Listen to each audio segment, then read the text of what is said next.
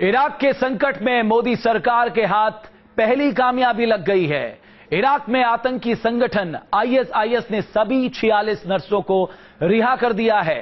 नर्सों को सुरक्षित इरबिल शहर लाया जा रहा है, जहां से एक विशेष विमान के जरिए इन नर्सों को कल वापस भारत लाया जाएगा। जंग में चल रहे इराक से आखिरकार एक खुशखबरी आ गई। आईएसआईएस और इराकी सरकार के बीच चल रहे संघर्ष में जो 46 भारतीय नर्सें बंधक बना ली गई थी, वो अब आजाद हैं और जल्द ही वापस अपने घर भी लौटेंगे। और विदेश मंत्रालय ने भी उनके वतन लौटने की पुष्टि कर दी है। Ultimately, it is hope that has triumphed. I can confirm to you that those Indian nurses who were yesterday moved against their will are now free. ISIS के शिकंजे में फंसी इन भारतीय नर्सों की सलामती को लेकर सरकार लगातार कोशिश कर रही थी और आखिरकार ये कोशिश रंग लाई। इन नर्सों को लाने के लिए एयर इंडिया का एक प्लेन इराक के इरबिल एयरपोर्ट के लिए रवाना हो गया है और कल तड़के इनके वापस अपने घरों तक लौटने की उम्मीद है। That they will move to Erbil tonight. Even as we speak, an Air India plane has taken off from New Delhi, and we expect it to land late tonight, following which it is expected that the 46 nurses, along with 70 others who have come to Erbil from Kirkuk, will be brought back. The plane will first fly to Kochi and will drop the nurses there, and if there are any who would want, the nearest airport is Delhi, they would come to Delhi. सरकार पहले ही दावा कर रही थी कि नर्सों की रिहाई को लेकर हर मुमकिन कोशिश की जा रही है और रिहाई को भांपते ही सरकार ने इरबिल एयरपोर्ट पर अपने अधिकारी तैनात कर दिए थे।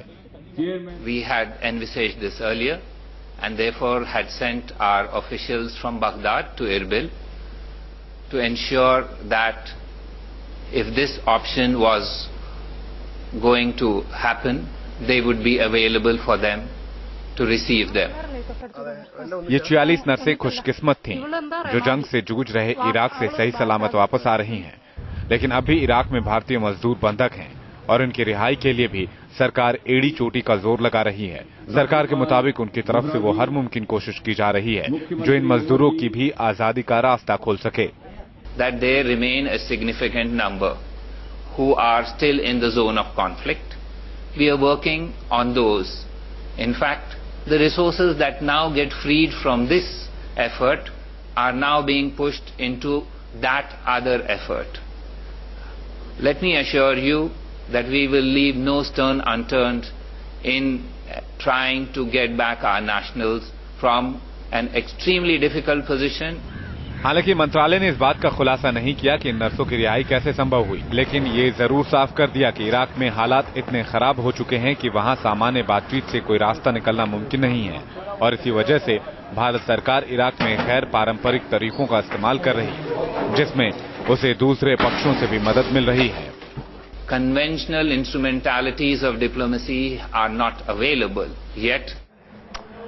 इराक में आईएसआईएस आतंकियों के चुंगल में फंसी 46 भारतीय नर्सें सुरक्षित निकल तो आई, लेकिन ईरान की जंग में दौरान जो कुछ इन्होंने सहा वो यातना से कम नहीं था।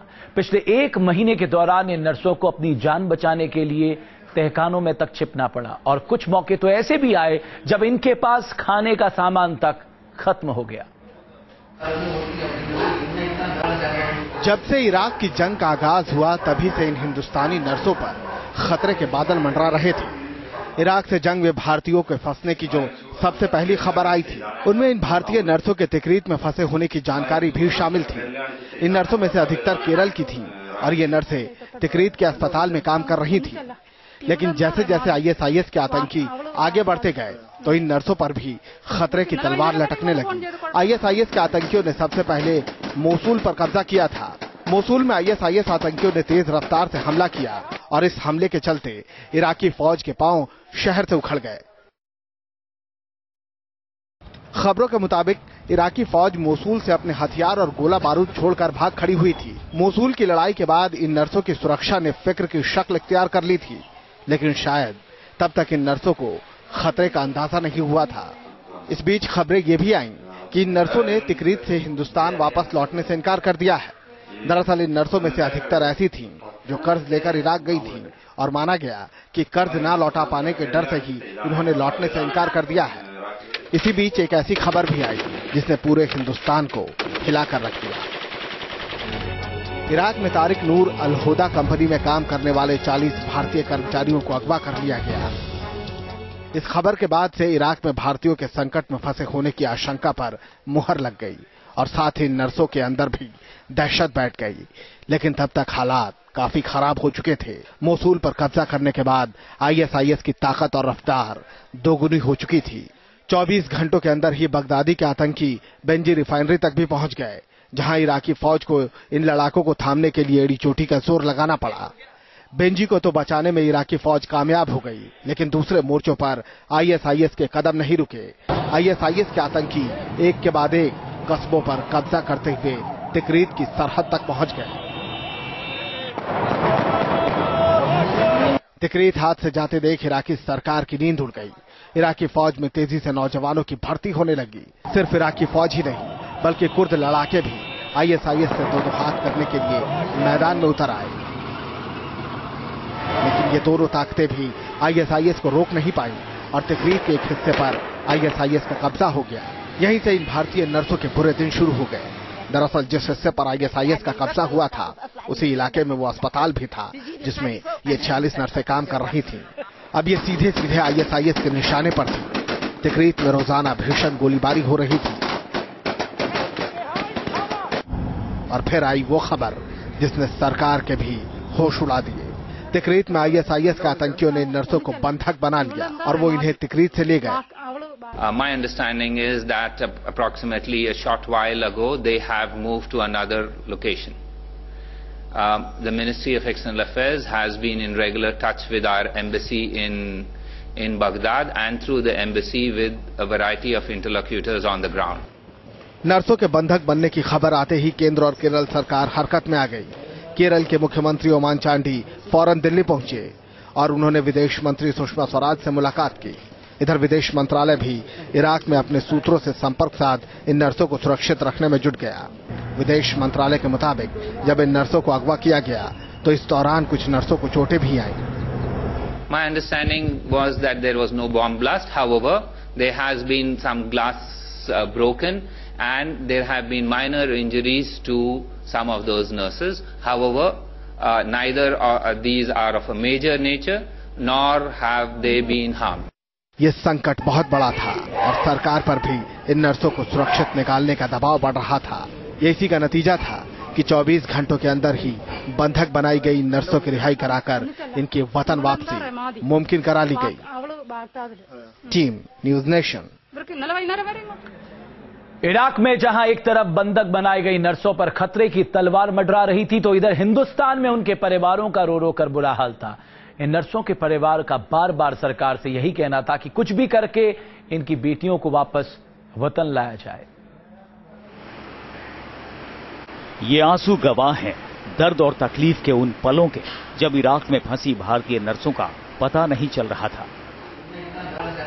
भारत में इन नर्सों के परिवार वालों की दिल की धड़कनें बढ़ी हुई थी।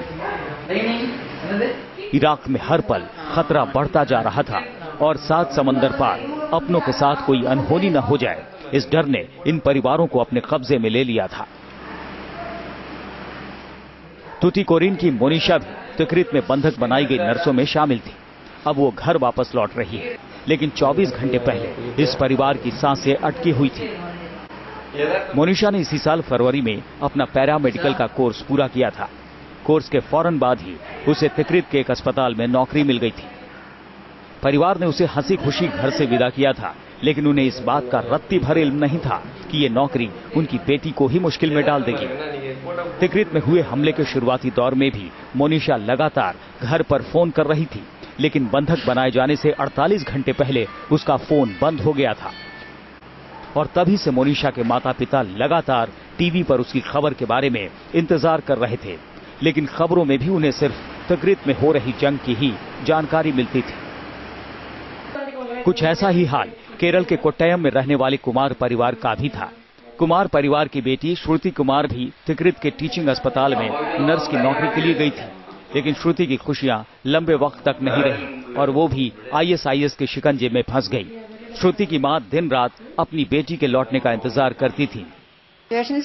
പുറത്തെ കാര്യം പിന്നെ നമുക്കറിയാവുന്നിടത്തോളം തന്നെ അവർക്കറിയാമെന്ന് എനിക്ക് തോന്നുന്നില്ല. കാരണം അവർ റൂമിനകത്ത് തന്നെ കഴിച്ചു കൂട്ടുകയാണ്. അതുകൊണ്ട് പുറത്തെ കാര്യം ആരെങ്കിലും പറഞ്ഞെങ്കിലല്ലേ. ഇപ്പം നേരത്തെയൊക്കെ നെറ്റ് ഉണ്ടായിരുന്നതുകൊണ്ട് അവരെല്ലാം അറിയുന്നുണ്ടായിരുന്നു. ഇപ്പം നെറ്റില്ലാത്തതുകൊണ്ട് ഒന്നും അങ്ങനെ അറിയാൻ പറ്റുന്നില്ല. പിന്നെ വിളിക്കുന്നവർ അവിടുത്തെ ഉദ്യോഗസ്ഥരെ അവരെല്ലാം പറയുന്നുണ്ടായിരിക്കും സിറ്റുവേഷൻസ് ഒക്കെ. പിന്നെ നേരത്തെ ഇടയ്ക്കൊക്കെ ബോംബ് പൊട്ടുന്ന ശബ്ദം കേൾക്കാമെന്നൊക്കെ പറയുമായിരുന്നു. ഇന്നലെ അതേക്കുറിച്ചൊന്നും പറഞ്ഞില്ല. आज ये परिवार चैन की सांस ले रहे हैं क्योंकि इनके बच्चे सही सलामत जंग की आग से बाहर निकल आए हैं। इस मुश्किल वक्त में केरल के CM ओमन चांडी लगातार इन परिवारों के संपर्क में रहे। इतना ही नहीं, उन्होंने खुद दिल्ली आकर विदेश मंत्री सुषमा स्वराज से इन नर्सों की रिहाई के लिए बात भी की थी। ये नर्सें रिहा होकर देश लौट रही है और इस कामयाबी में ओमन चांडी की कोशिशें भी शामिल थी। We only did a normal thing. It is our responsibility to protect the interest of the families and also the individual workers. That's all. I don't claim it as a big thing or thing. Iraq में फंसी भारतीय नर्सों को निकाल लाना मोदी सरकार के लिए भी एक बड़ी कामयाबी है, लेकिन अब भी कई भारतीय इराक में हैं और सरकार के लिए उनकी सलामती भी एक बड़ी जिम्मेदारी है। Team news nation. इराक में फंसे हुए भारतीयों के दिन किस तरह कटे, कैसे गोलीबारी के बीच कटी इनकी रातें। इराक से लौटे भारतीय अब बता रहे हैं कैसे इराक में उनके लिए एक एक पल काटना कितना मुश्किल साबित हो रहा था। वहाँ पे तभी सेपरेट है, लेकिन उसके दूर पे करबला में शुरू हो गया, इसीलिए हम लोग निकल आए। कोई कंपनी वाला हम लोग को पैसा पूछा कुछ नहीं दिया, ऐसे हम लोग आए। 4 महीने का कुछ पैसा वैसा नहीं मिला है। एम्बेसी वाला हम लोग को बोला इधर हम लोग को भेजा। बम फूटता है, आसपास में बम फूटता है। ऐसे एम्बेसी वाले सब किसी ने इंतजाम करते हैं, करके सब किसी को बुला के लाते हैं। अभी फंसे हुए हैं बहुत आदमी। अभी नजब में तो हम लोग का हमारे कंपनी में 2000 आदमी थे। हमारे कंपनी में 2000 आदमी थे। 2000 ऐसे ऐसे सब आ रहे हैं कंपनी भेजने के तैयार हैं। अभी वहाँ करबला में इसी कंपनी का आदमी का तो फंसा हुआ है। बमबाजी वहाँ हो रहा था, उसके बाद में फिर भी कंपनी वाला बोलता है कुछ नहीं है, कुछ नहीं है। एम्बेसी वाला नहीं होता तो ये आदमी वहीं फंस जाता, उधर ही मरता। आपको कोई साथी है जो करबला वाले में फंसा हुआ है? तो इसी कंपनी का आदमी है, साथी तो नहीं है। हम लोग को कंपनी में जितना आदमी है यूपी बिहार का जितना है सभी उधर का है लोग। बहुत बुरा माहौल है, बहुत बुरा माहौल है। हाँ, मार दे रहे हैं। सबके अंदर डर भर गया है और वहाँ पे कोई काम भी करवाते हैं तो कोई सेफ्टी नहीं है, कोई कुछ नहीं है। और वहाँ से 60 किलोमीटर दूर करबला है। करबला में अच्छी गोलाबारी हो रही है और वहाँ पे हमारी कंपनी के 4th डायमेंशन के 250 आदमी अंदर भी हैं। उनको रूम के अंदर रखा गया है, तो उनको बोला गया है कि आप लोग अंदर ही रहिए, अंदर ही आपको खाना पीना नहीं मिलेगा। एम्बेसी के आदमी आए रात को 12-1 बजे, पेपर लगा के गए, सुबह फ्लाइट है, 5 बजे तैयार रहना। तो जिस कंपनी में आप करते थे उस कंपनी की तरफ से कुछ खर्चा पानी दिया गया कि आपको? दिया गया, 1 रुपया भी नहीं दिया गया। 4 महीने का 3 महीने का सैलरी है हमारा और मैक्सिमम देखा जाए तो $2000 है। अभी 1 रुपया भी उन लोगों ने दिया, ना किराया रुपया कुछ भी नहीं दिया। अभी आप यहाँ हैं, अभी आपने बताया था कि खर्चे तक नहीं थे अपने घर तक जाने के, तो एमएससी ने कहा था कि आपको खर्चा दिया जाएगा, यहाँ खर्चा दिया गया? नहीं सर, कोई भी नहीं मिला। वो लोग बोलते हैं, यहाँ पे अंदर थोड़ा बात किया मैनेजमेंट से, तो बोलते हैं आप लोग जिंदा आ गए, अच्छी बात है।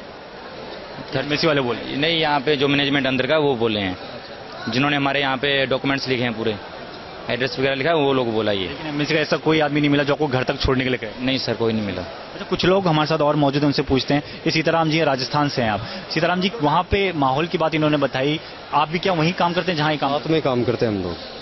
और हाँ, क्या माहौल?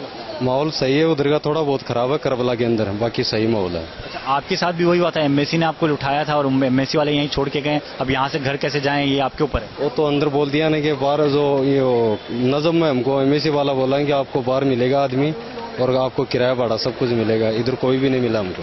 कब से काम कर रहे हैं इराक में? अभी 11 महीना हो गया मेरे को। तो कंपनी की तरफ से वहाँ आपको भी कुछ नहीं मिला? 4 महीने का पगार, 1 पैसा नहीं दिया उसने। कितने महीने से अटका हुआ है? 4 महीने से। हाँ, 4 महीने से एक भी पैसा नहीं? 1 पैसा ही नहीं दिया। तो अभी क्या कंपनी आगे देगी? कंपनी आगे देगी? अभी मालूम नहीं, देगा नहीं देगा, वो तो ऊपर वाले को मालूम है। तो मुश्किल हालात से आखिरकार निकल कर आए ये भारतीय, जो कि उनके लिए अच्छी खबर है। लेकिन अभी कुछ और भारतीय हैं जो वहां मुश्किल हालात में जीने के लिए मजबूर हैं। क्या उनको हम बचा पाते हैं, ये अपने आप में बड़ा सवाल है। कुछ पलों के लिए रुक रहे हैं, आगे दिखाएंगे आपको कुछ और खबरें। इराक जल रहा है। आईएस के आतंकियों ने इराक के बड़े शहरों पर कब्जा कर लिया है और अब उसका मकसद राजधानी बगदाद को जमींदोज करने का है। लेकिन अब आतंकी इस आग की लपटों का रुख हो रहा है हिंदुस्तान की तरफ। आईएस के खूंखार सरगना अबू बकर बगदादी ने खुलेआम ऐलान कर बता दिया है अपना प्लान इंडिया।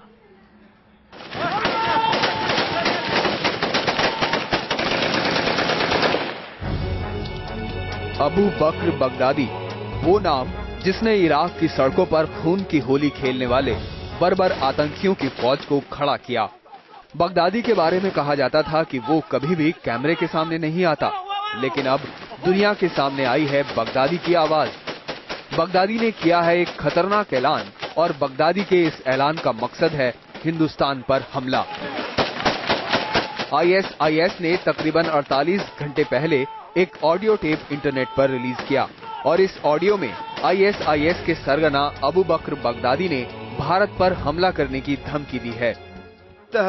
ودماء تراق وأسارى تئن وتستصرخ ويتامى وأرامل تشكو وثكالى تنوح ومساجد تدنس وحرمات تستباح وحقوقا مسلوبة مغتصبة في الصين والهند وفلسطين والصومال في جزيرة العرب والقوقاز والشام ومصر والعراق في إندونيسيا وأفغانستان والفلبين في الأحواز وإيران في باकिस्तान बगदादी के नापाक इरादों में सिर्फ हिंदुस्तान ही नहीं बल्कि कश्मीर का भी जिक्र है। आज इराक आतंक की जिन लपटों में जल रहा है, कश्मीर भी उसमें झुलस चुका है। बगदादी ने ऐलान किया है कि जिस तरह कश्मीर में हत्याएं की गई हैं, वो साबित करती हैं कि दुनिया में कुछ सरकारें और सियासतदान जुल्म और सितम ढा रहे हैं। ألا فليعلم العالم أننا اليوم في زمان جديد. ألا من كان غافلا فلينتبه. ألا من كان نائما فليفق. ألا فليعي من كان مصدوما مذهولا. إن للمسلمين اليوم كلمة عالية مدوية وأقداما ثقيلة، كلمة تسمع العالم وتفهمه معنى الإرهاب. ولقد انكسر المسلمون بعد أن سقطت خلافتهم ثم زالت دولتهم، فاستطاع الكفر إذلال المسلمين واستضعافهم والسيطرة عليهم في كل مكان। 20 मिनट के इस ऑडियो मैसेज में बगदादी ने आईएस के आतंकियों से कहा है कि इन सभी देशों में उनके भाइयों पर अत्याचार किए गए हैं। बगदादी ने न सिर्फ इन मुल्कों से बदला लेने की धमकी दी है, बल्कि साथ ही साथ बगदादी ने दुनिया भर में आईएस का समर्थन करने की अपील भी की है। بالله ويخضع لقوانين الغرب والشرق الوضعية الشركية بكل ذل وخنوع، ويعيش تابعا حقيرا مهانا مرددا لتلك الشعارات منزوع الإرادة مسلوب الكرامة، وإما أن يضطهد ويحارب ويشرد أو يقتل أو يسجن ويسام سوء العذاب بدعوى الإرهاب. فإن الإرهاب أن تكفر بتلك الشعارات وتؤمن بالله. إن الإرهاب أن تحتكم لشرع الله. ये पहली बार नहीं है जब बगदादी और उसके आतंकियों की फौज ने हिंदुस्तान को लेकर अपने नापाक इरादों को जाहिर किया हो। कुछ दिनों पहले आईएस ने एक नक्शा जारी किया था जिसमें बगदादी के सपने के मुताबिक मुल्क को दिखाया गया था। खुरासान नाम के इस मुल्क के नक्शे में सीरिया, जॉर्डन, तुर्की, कुवैत, ईरान, इराक समेत भारत के भी एक हिस्से पर कब्जे के इरादे जाहिर किए गए थे। माना जाता है कि अबू बकर बगदादी के दुनिया भर में सक्रिय चरमपंथी संगठनों से संबंध है और इन्हीं संगठनों के जरिए बगदादी आतंक की अपनी हुकूमत चलाने के लिए पैसा और हथियार जुटाता है।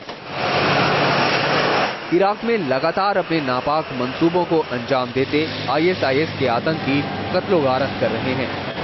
इन आतंकियों ने इराक के कई शहरों पर कब्जा कर लिया है और बगदादी को अपना खलीफा घोषित कर दिया है। और बगदादी की अगुवाई में खिलाफत का भी ऐलान कर दिया है। बगदादी के खिलाफ अब इराक सरकार और सेना ने भी जवाबी हमले शुरू कर दिए हैं, लेकिन बगदादी ने जिस तेजी के साथ अपनी ताकत बढ़ा ली है, उसे देखते हुए बगदादी का खात्मा आसान नहीं लगता। Team news nation. नर्सों को बचाना भारतीय सरकार के लिए किसी अग्नि परीक्षा से कम नहीं था, क्योंकि जिस तरह के विपरीत हालात में वहां पर कैद थी, उनको बचाने के लिए सरकार को एड़ी चोड़ी का जोड़ लगाना पड़ा। लेकिन अभी जो कुछ भारतीय नागरिक वहां पर मुश्किल हालात में फंसे हैं, उन्हें भी बचाना सरकार के लिए एक बेहद चुनौती भरा काम है। वो भी तब जब बगदादी ने यह भी इशारा कर दिया है कि उसके निशाने पे भारत भी है। ऐसे में आने वाले समय में सरकार के लिए और ज्यादा मुश्किल होगा भारतीय नागरिकों को वहां से छुड़ाना।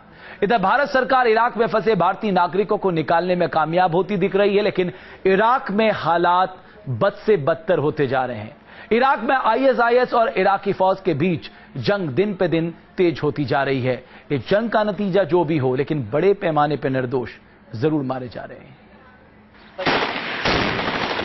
इराक में आईएसआईएस के खून खराबे का दौर जारी है। हर तरफ मौत की गोली और दहशत का बारूद उड़ रहा है। गोलीबारी और धमाकों से इराक के कई शहर बर्बाद हो चुके हैं, वहीं लाखों लोगों को बेघर होना पड़ा है। तिक्रित और मोसुल जैसे बड़े शहरों पर आईएसआईएस के आतंकी कब्जा जमा चुके हैं। तिक्रित पर कब्जे के लिए इराकी फौज आईएसआईएस आतंकियों से लोहा ले रही है, तो आतंकियों का खतरा बगदाद पर भी मंडरा रहा है। इराक में जगह जगह नौजवान आईएसआईएस आतंकियों से लोहा लेने के लिए सेना में भर्ती हो रहे हैं, लेकिन आईएसआईएस लगातार इराक पर अपना शिकंजा कसता जा रहा है।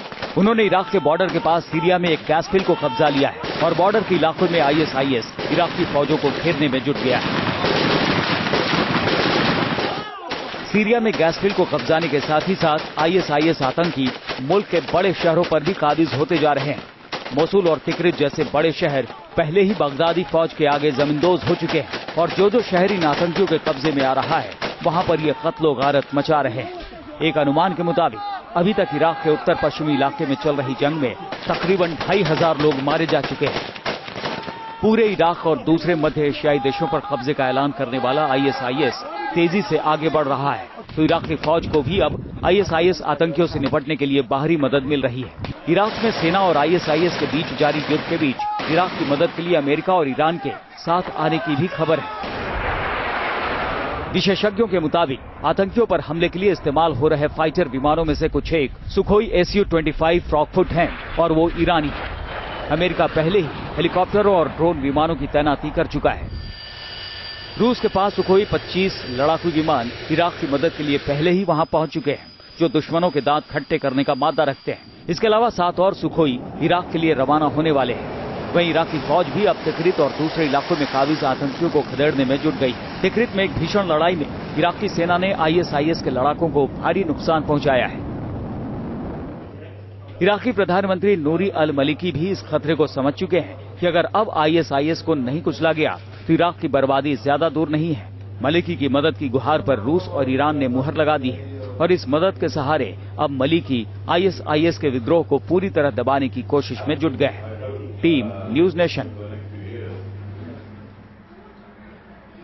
आईएसआईएस की सेना के सामने इराक की फौज कमजोर पड़ती दिखाई दे रही थी। यही कारण था कि हालात खराते होते देख दूसरे देशों से मदद की अपील की गई। अच्छी खबर यह है कि रूस और ईरान अब मदद करने के लिए तैयार है। लेकिन इराक का क्या, जिस इराक ने लंबे समय तक एक बड़ा संघर्ष देखा, जहां अमेरिकी सेना मौजूद रही लंबे समय तक, और उसके बाद अब आईएसआईएस ने इसकी आर्थिक स्थिति को बेहद कमजोर बना दिया है। यानी पुनर्निर्माण के लिए इराक को लगेंगे सालों साल। लेकिन अभी की चिंता है इराकी फौज कैसे निपटे आईएसआईएस के आतंकियों से, और भारत के लिए चिंता का विषय है अपने नागरिकों को वहां से कैसे बचा के लाया जाए। बहुत बहुत शुक्रिया इस खास पेशकश को देखने के लिए।